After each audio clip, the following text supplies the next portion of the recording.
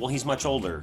That's one of the big things, in the 2016 debates. He was just speaking at a very rapid clip. He was always like, these people are lying to you and they're going to do everything that they can to keep you from doing the things that you'd like to. He's like, it was like crazy. And then you watch him talk today. He loves to like lean against the bathroom door on Air Force One to talk to reporters. It's kind of his favorite way to talk to people now.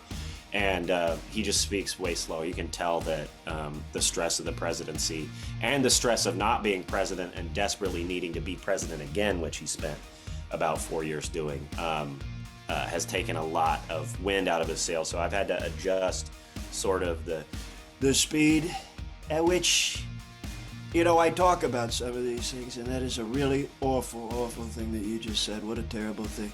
You're really nasty asking that question.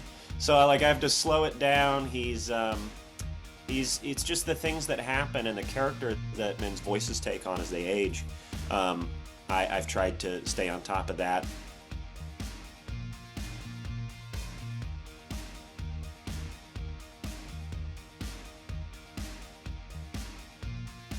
I don't think I'm being in any way even insulting when I say this. I'm more just sort of pointing out something that is kind of obvious, whatever your political perspective. He's a more vindictive and angrier person this time around.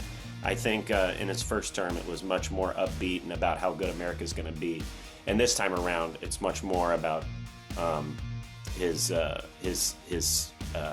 angry feelings and who wronged him and who he's going to get back at, all this stuff. So I have to find a way to take such a negative kind of outlook and a negative messaging and try to make it a fun and positive, upbeat comedy moment, because I don't want to bum people out.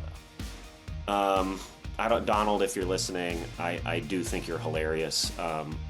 I think you're one of the funniest people alive, intentionally and unintentionally. And so I'm just trying to pay tribute, not necessarily to the man or the administration, but to his personality that I find so entertaining on a certain level, and I think that we all do on a certain level. He is an entertaining fellow. I think it's an important thing as a comedian, if you're playing somebody, even somebody you disagree with or outright hate, you gotta look for what you do find to be lovely about them, because you are crafting a character. Darth Vader thinks he is fixing the Force and the universe. He doesn't walk around going, "I'm such a bad boy." Ooh, ooh.